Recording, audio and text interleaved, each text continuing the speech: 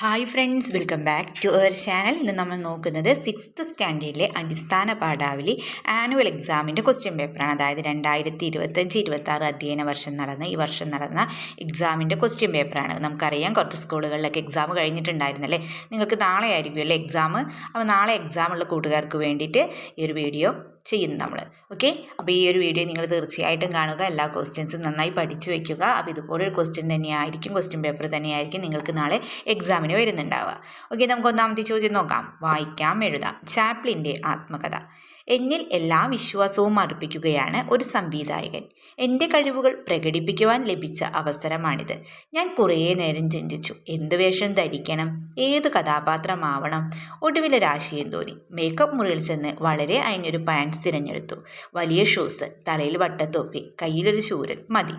പ്രഥമ ദർശനത്തിൽ തന്നെ പ്രേക്ഷകരിൽ ചിരി ഉയർത്താൻ പറ്റിയ വേഷം. മേക്കപ്പ് മാനോട് പറഞ്ഞ് പ്രായക്കൂടുതൽ തോന്നിക്കാൻ മുഖത്ത് ഏതാനും മിനുക്കുപണികൾ. ചെറിയൊരു മീശയും ഫിറ്റ് ചെയ്തപ്പോൾ ഞാൻ ആളാകെ മാറിയതുപോലെ. ചൂരൽ വീശി പ്രത്യേക രീതിയിൽ കാലടികൾ പെറുക്കി വെച്ച് സോണറ്റിൻ്റെ മുമ്പിൽ കൂടി 1-2 തവണ ഉലാത്തി. അദ്ദേഹം തറപ്പിച്ചു നോക്കുന്നുണ്ടായിരുന്നു. തിരിച്ചറിഞ്ഞില്ലെന്ന് വ്യക്തം. മിസ്റ്റർ സോണറ്റ്, ഞാൻ പതുക്കെ വിളിച്ചു. ഓ മിസ്റ്റർ ചാപ്ലിൻ, എനിക്ക് മനസ്സിലായി. വേഷം ഉഗ്രനായിട്ടുണ്ട്. അദ്ദേഹം കുറേ നേരം പൊട്ടിച്ചിരിച്ചു. അതെനിക്കുള്ള അംഗീകാരമായിരുന്നു. ചാർലി ചാപ്ലിൻ അല്ലേ. ഓക്കെ, ഫസ്റ്റ് ക്വസ്റ്റ്യൻ എന്താണ്? കഥാപാത്രമാവാൻ ചാപ്ലിൻ കയ്യിൽ കരുതിയത് എന്തായിരുന്നു? അതെ, ചൂരലാണല്ലേ. ആൻസർ എന്താണ്? ചൂരൽ. ഈ ചാർലി ചാപ്ലിനിൽ എല്ലാ വിശ്വാസവും അർപ്പിച്ചത് ആരായിരുന്നു കൂട്ടുകാരെ? അതേ, സംവിധായകനാണല്ലേ. ഇനി എന്തിനെക്കുറിച്ചാണ് ചാപ്ലിൻ കുറേ നേരം ചിന്തിച്ചത്? എന്തിനെക്കുറിച്ചിട്ടാണ് ഫസ്റ്റ് പറയുന്നതിൽ? എന്തിനെക്കുറിച്ചിട്ടാണ്?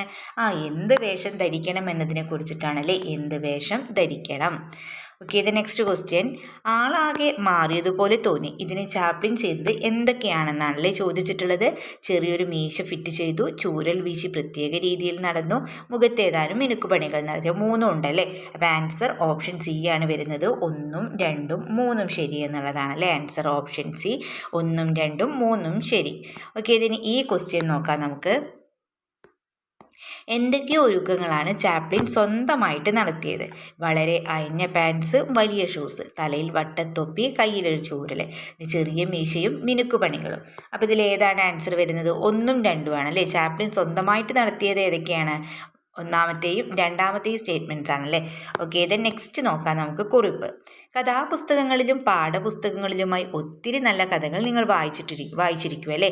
അത്തരത്തിൽ നിങ്ങൾക്ക് ഇഷ്ടപ്പെട്ട ഒരു കഥയുടെ വായന അനുഭവം കുറിപ്പായിട്ട് എഴുതുക എന്നാണല്ലേ പറഞ്ഞിട്ടുള്ളത്.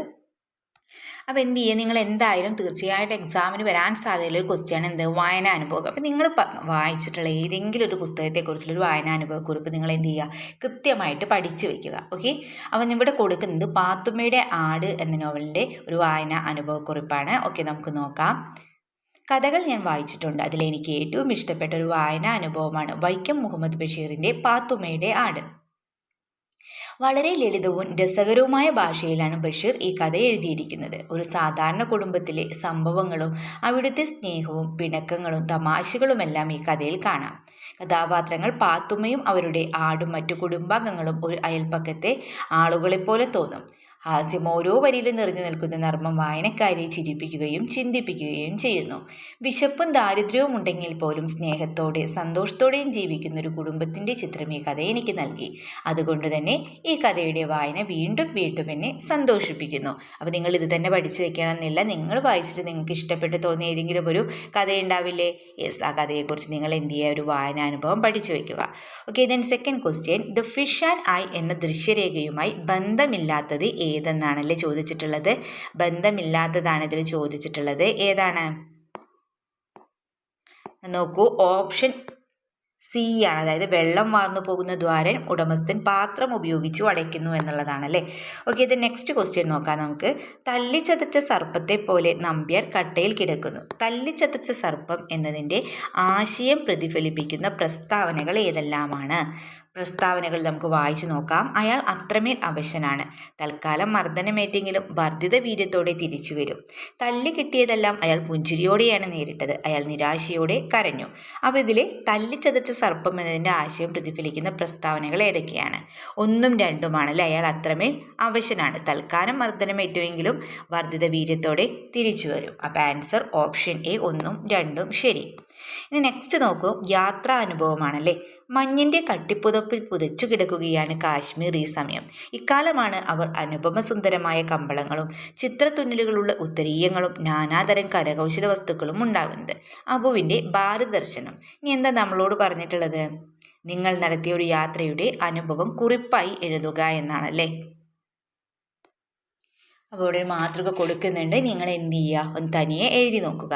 ഓക്കെ, നമുക്ക് എഴുതാം. യാത്രാനുഭവം. പ്രകൃതിയുടെ മടിത്തട്ടിലൂടെ ഒരു യാത്ര. യാത്രകൾ എപ്പോഴും മനസ്സിന് സന്തോഷവും പുതിയ അറിവുകളും നൽകുന്നവയാണ്. ഞാൻ നടത്തിയ യാത്രകളിൽ എനിക്ക് ഏറ്റവും പ്രിയപ്പെട്ടത് കഴിഞ്ഞ അവധിക്കാലത്ത് നടത്തിയ ഒരു വിനോദയാത്രയാണ്. പച്ചപ്പും മലനിരകളും നിറഞ്ഞ പ്രദേശം എന്നെ ഏറെ അത്ഭുതപ്പെടുത്തി. അവിടുത്തെ തണുത്ത കാലാവസ്ഥയും കാറ്റും മനസ്സിന് വലിയ ഉന്മേഷം നൽകി. അവിടുത്തെ ആളുകളുടെ വേഷവിധാനവും ഭക്ഷണ രീതികളും നമ്മുടെ നാട്ടിൽ നിന്നും തികച്ചും വ്യത്യസ്തമായിരുന്നു. മനോഹരമായ ചിത്രത്തുന്നലുകളുള്ള വസ്ത്രങ്ങളും പലതരം കരകൗശല വസ്തുക്കളും അവിടെ നിർമ്മിക്കുന്നത് നേരിൽ കാണാൻ സാധിച്ചു. അപ്പോൾ ഇതുപോലെ നിങ്ങൾ എന്ത് ചെയ്യുക, നിങ്ങൾ പോയ ഏതെങ്കിലും ഒരു യാത്രയെക്കുറിച്ചിട്ട് അനുഭവം കുറിപ്പായിട്ട് എഴുതുക. ഇത്രയൊന്നും എഴുതിയാൽ പോലെ നിങ്ങൾ എന്ത് ചെയ്യുക, വിശദീകരിച്ച് എഴുതുക. ഓക്കെ, ദെൻ 3B ക്വസ്റ്റ്യൻ എന്താണ്? അനുഭവക്കുറിപ്പാണ്. പുറത്ത് കോരിച്ചൊരിയുന്ന മഴ. ഇടയ്ക്കയുടെ ലഹരിയിൽ അഷ്ടപതിയിൽ ആറാടി സ്വാതി തിരുനാൾ പദത്തിലെളിഞ്ഞ ആ കലാകാരൻ സ്വയം ഇല്ലാതാകുന്നത് ഒരു വല്ലാത്ത കാഴ്ചയായി. ഞരളത്താവട്ടെ അത് അറിഞ്ഞതേയില്ല. ഇഷ്ടപ്പെട്ട കലകൾ ആസ്വദിച്ച അനുഭവം ഓരോരുത്തർക്കും ഉണ്ടാകുമല്ലോ. അത്തരം ഒരു അനുഭവം കുറിപ്പാക്കി എഴുതുക എന്നാണല്ലേ പറഞ്ഞിട്ടുള്ളത്. അപ്പോൾ നിങ്ങൾക്ക് ഇഷ്ടപ്പെട്ട രീതിയിൽ ഇഷ്ടപ്പെട്ട ഏതെങ്കിലും ഒരു കല ആസ്വദിച്ച അനുഭവത്തെ കുറിച്ചിട്ട് എഴുതാവുന്നതാണ്. ഇവിടെ ഒരു മാതൃക കൊടുക്കുന്നുണ്ട്. ഇഷ്ടപ്പെട്ട കലകൾ ആസ്വദിക്കുമ്പോൾ ലഭിക്കുന്ന അനുഭൂതി വാക്കുകൾക്ക് അതീതമാണ്. അത്തരത്തിൽ എൻ്റെ മനസ്സിൽ മായാതെ നിൽക്കുന്ന ഒന്നാണ് ഒരിക്കൽ അമ്പലമുറ്റത്ത് വെച്ച് കേട്ട സോപാന സംഗീതം. അന്ന് പുറത്ത് നല്ല മഴയായിരുന്നു. ഇടയ്ക്കയുടെ നാദം മഴത്തുള്ളികളുടെ താളത്തിനൊപ്പം ചേരുന്നത് വല്ലാത്തൊരു കാഴ്ചയായിരുന്നു. അഷ്ടപതി പാടുന്ന കലാകാരൻ ബാഹ്യലോകത്തെല്ലാം മറന്ന് സംഗീതത്തിൽ അലിഞ്ഞു ചേർന്നിരിക്കുകയായിരുന്നു. സ്വയം ഇല്ലാതായി കലയിൽ മാത്രം ശ്രദ്ധ കേന്ദ്രീകരിക്കുന്ന അവസ്ഥ എന്നെ അത്ഭുതപ്പെടുത്തി. അദ്ദേഹത്തിൻ്റെ ആലാപനം കേട്ടുകൊണ്ടിരുന്നപ്പോൾ ചുറ്റുമുള്ളതൊന്നും ഞാൻ അറിഞ്ഞില്ല. സംഗീതത്തിൻ്റെ ആ ലഹരിയിൽ മനസ്സ് ശാന്തമാവുന്നതായി എനിക്ക് തോന്നി. ഓരോ കലയും അവതരിപ്പിക്കുന്നവനും ആസ്വദിക്കുന്നവനും ഒരേപോലെ ആനന്ദം നൽകുന്നു എന്ന അനുഭവം എന്നെ പഠിപ്പിച്ചു. അപ്പോൾ എന്താണ്? അപ്പം ഇതുപോലെ നിങ്ങൾ എന്ത് ചെയ്യുക, നിങ്ങളുടേതായി നിങ്ങൾ ആസ്വദിച്ച ഏതെങ്കിലും ഒരു കലയെക്കുറിച്ച് ഇതുപോലെ ഒരു അനുഭവം കുറിപ്പാക്കിയിട്ട് എഴുതുക. ഓക്കെ, ഇനി പ്രതികരണ കുറിപ്പാണല്ലേ നോക്കാനുള്ളത്. അച്ഛൻ്റെ സമ്മാനമാം പൊന്നുമായി നിൽക്കുന്നേരെ പൂവിനുണ്ടായി തീർന്നിതാ സ്വാസ്ഥ്യം പലേമട്ടിൽ ഇതിനി കളഞ്ഞാലോ തല്ലുകൊള്ളുമെന്നേട്ടൻ ഇത് നാലായിട്ടുണ്ടാ നാളേക്കുന്നുടനമ്മേ. ഉടമസ്ഥത എന്ന കവിതയിലെ വരികളാണല്ലേ കൊടുത്തിട്ടുള്ളത്. അച്ഛൻ നൽകിയ സമ്മാനത്തോട് വീട്ടിലെ മറ്റുള്ളവർ പ്രകടിപ്പിച്ച അഭിപ്രായമാണ് മുകളിലെ വരികളിലുള്ളതല്ലേ. അപ്പോൾ ഇതിനോടുള്ള നിങ്ങളുടെ പ്രതികരണമാണ് ഇവിടെ എഴുതേണ്ടത്. ഓക്കെ, അപ്പോൾ എന്തൊക്കെ എഴുതാം നമുക്ക്? അച്ഛൻ നൽകിയ സമ്മാനമായിട്ട് പേനയുമായി നിൽക്കുന്ന കുട്ടിയുടെ മാനസികാവസ്ഥയും അതിനോടുള്ള വീട്ടുകാരുടെ പ്രതികരണവുമാണ് നൽകിയിട്ടുള്ള വരികളിലുള്ളത്. അച്ഛൻ തന്ന പേന കയ്യിലിരിക്കുമ്പോൾ ആ കുട്ടിക്ക് പലതരത്തിലുള്ള അസ്വസ്ഥതകൾ ഉണ്ടാകും. അത് നഷ്ടപ്പെടുമോ എന്ന പേടിയാകാം ഇതിന് കാരണം. പേന എങ്ങാനും കളഞ്ഞു പോയാൽ അച്ഛൻ്റെ കയ്യിൽ നിന്ന് തല്ല് കിട്ടുമെന്ന് ഏട്ടൻ പറയുന്നത് ഇത് കുട്ടിയുടെ പേടി വർദ്ധിപ്പിക്കുന്നു അല്ലേ. ഈ പേന നാളെ എത്തുമ്പോഴേക്കും 4 കഷ്ണങ്ങളായിട്ടുണ്ടാകുമെന്നാണ് അമ്മ പരിഹസിക്കുന്നത്. കുട്ടികളുടെ കയ്യിൽ സാധനങ്ങൾ ഭദ്രമായിരിക്കില്ല എന്ന മുതിർന്നവരുടെ പൊതുവായ ധാരണയാണ് ഇവിടെ വെളിപ്പെടുന്നത്. ഒരു സമ്മാനം കിട്ടുമ്പോൾ സന്തോഷിക്കുന്നതിനു പകരം അത് സംരക്ഷിക്കേണ്ടി വരുന്നതിലെ സമ്മർദ്ദമാണ് കവി ഇവിടെ കാണിക്കുന്നത്. വീട്ടുകാരുടെ കുറ്റപ്പെടുത്തലുകൾ കുട്ടികളുടെ ആത്മവിശ്വാസത്തെ കുറയ്ക്കാൻ കാരണമാകുന്നു അല്ലേ. അപ്പോൾ നിങ്ങൾ എന്ത് ചെയ്യുക, നിങ്ങളുടേതായ അഭിപ്രായങ്ങൾ പ്രതികരണക്കുറിപ്പായിട്ട് എഴുതുക. ഓക്കെ, നെക്സ്റ്റ് ക്വസ്റ്റ്യൻ നോക്കൂ. പ്രതികരണക്കുറിപ്പാണ്. നീയും രാജ്യം പിടിക്കാൻ നടക്കുകയാണോ? ഇൻസ്പെക്ടർ കുഞ്ഞിരാമനോട് കയർത്ത് ചോദിച്ചു. മനസ്സിലായില്ല. കുഞ്ഞിരാമൻ.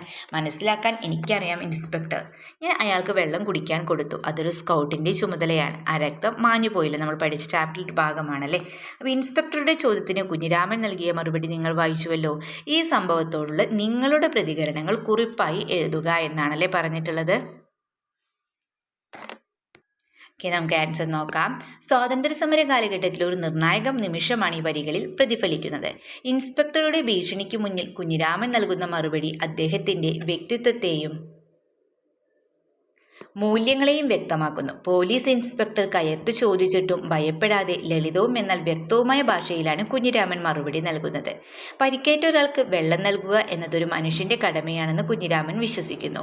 രാഷ്ട്രീയത്തിനുമപ്പുറം മനുഷ്യത്വത്തിന് അദ്ദേഹം നൽകുന്ന വിലയാണിത് കാണിക്കുന്നത്. താനൊരു സ്കൗട്ടാണെന്നും അശരണരെ സഹായിക്കുക എന്നത് തൻ്റെ ചുമതലയാണെന്നും അദ്ദേഹം ഉറപ്പിച്ചു പറയുന്നു. തൻ്റെ ആദർശങ്ങളിൽ നിന്നോ കടമകളിൽ നിന്നോ മാറാൻ അദ്ദേഹം തയ്യാറായില്ല.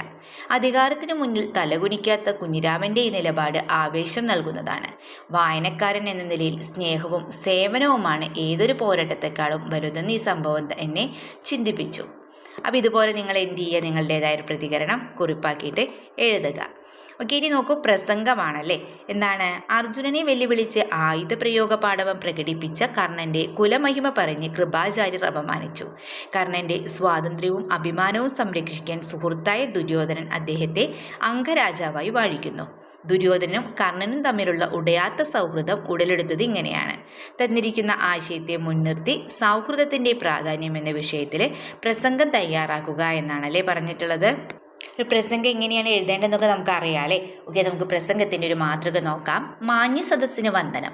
സൗഹൃദം എന്നത് ലോകത്തിലെ ഏറ്റവും പവിത്രമായ ബന്ധങ്ങളിലൊന്നാണ്.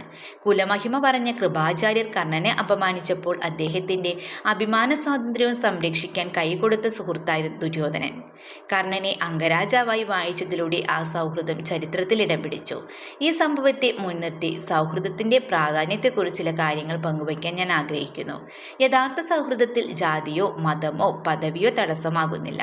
മറിച്ച് പരസ്പര ബഹുമാനമാണ് അതിൻ്റെ അടിസ്ഥാനം. ഒരാൾ ഒറ്റപ്പെടുമ്പോഴോ അപമാനിക്കപ്പെടുമ്പോഴോ കൂടെ നിൽക്കുന്നവനാണ് യഥാർത്ഥ സുഹൃത്ത്. ഒരു സുഹൃത്തിന് തൻ്റെ സുഹൃത്തിൻ്റെ മുന്നിൽ ഭയമില്ലാതെ സംസാരിക്കാനും സ്വന്തം വ്യക്തിത്വം കാത്തുസൂക്ഷിക്കാനും സാധിക്കണം. ലാഭേച്ഛയില്ലാതെ പരസ്പരം സഹായിക്കുമ്പോഴാണ് ദുര്യോധനനും കർണനും തമ്മിലുണ്ടായതുപോലുള്ള ഗാഢമായ സൗഹൃദങ്ങൾ രൂപപ്പെടുന്നത്. നല്ല സുഹൃത്തുക്കളെ തിരഞ്ഞെടുക്കുന്നതും ആ സൗഹൃദം വിശ്വസ്തയോടെ കാത്തുസൂക്ഷിക്കുന്നതും നമ്മുടെ ജീവിതത്തെ കൂടുതൽ മനോഹരമാക്കും. ഇത്രയും പറഞ്ഞുകൊണ്ട് ഞാൻ നിർത്തുന്നു. നന്ദി, നമസ്കാരം. ഓക്കെ കൂട്ടുകാരെ, അപ്പോൾ ഇതുപോലെ നിങ്ങൾ എന്ത് ചെയ്യൊരു പ്രസംഗം എഴുതുക. ഓക്കെ, ഇതിന് അവസാനത്തെ ചോദ്യം എന്താണ്? തലക്കെട്ട് വിശകലനമാണ് അല്ലേ. കുട്ടികൾ വെറും കാഴ്ചക്കാരല്ല. അന്ന് ലോങ് ബെൽ അടിച്ചപ്പോൾ ചരിത്രത്തിൽ ആദ്യമായി വിദ്യാലയത്തിലെ ഒരു പെൺകുട്ടിയും ക്ലാസ്സിൽ കയറിയില്ല. സ്കൂളിൽ നിന്നും പെൺകുട്ടികളുടെ ഒരു ജാഥ പുറപ്പെട്ടു ജയിലിലേക്ക്. ജയലക്ഷ്മി നേതൃത്വം ഏറ്റെടുത്ത് മുന്നിൽ നിന്നു. ജാഥ വഴിയിൽ വെച്ച് പോലീസ് തടഞ്ഞു. നിങ്ങൾ തിരികെ സ്കൂളിലേക്ക് പോകണം. ഇത് പെൺകുട്ടികളുടെ ജാഥയാണ്. ഇത് തടയാൻ നിങ്ങൾക്കാവില്ല. വനിതാ പോലീസ് ഉണ്ടോ?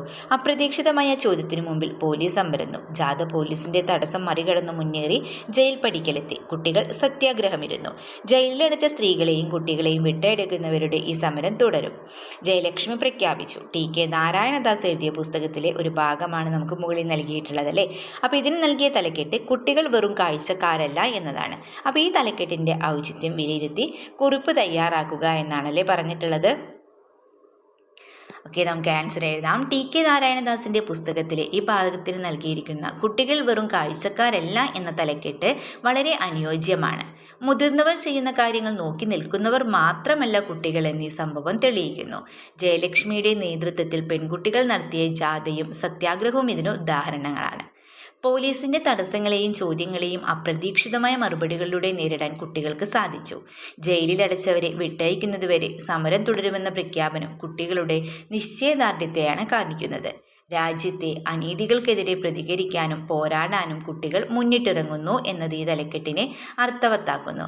ചുരുക്കത്തിൽ ചരിത്രപരമായ ഒരു പോരാട്ടത്തിൽ കുട്ടികൾ വഹിച്ച സജീവമായ പങ്ക് വ്യക്തമാക്കാൻ ഇതിലൊരു നല്ലൊരു തലക്കെട്ട് നൽകാനില്ല. ഓക്കെ, അപ്പോൾ ഇത്രയും ക്വസ്റ്റ്യൻസ് ആയിരുന്നു ഈ ക്വസ്റ്റ്യൻ പേപ്പറിൽ ഉണ്ടായിരുന്നത്. അപ്പോൾ എല്ലാ ക്വസ്റ്റ്യൻസും നമ്മൾ ഡിസ്കസ് ചെയ്തിട്ടുണ്ട്. അപ്പോൾ നിങ്ങൾക്ക് വീഡിയോ യൂസ്ഫുള്ളായി തോന്നുകയാണെങ്കിൽ തീർച്ചയായും ലൈക്ക് ചെയ്യുക, കമൻറ്റ് ചെയ്യുക. ഓക്കെ, നമുക്ക് മറ്റൊരു വീഡിയോയുമായി വീണ്ടും കണ്ടുമുട്ടാം. Okay, by.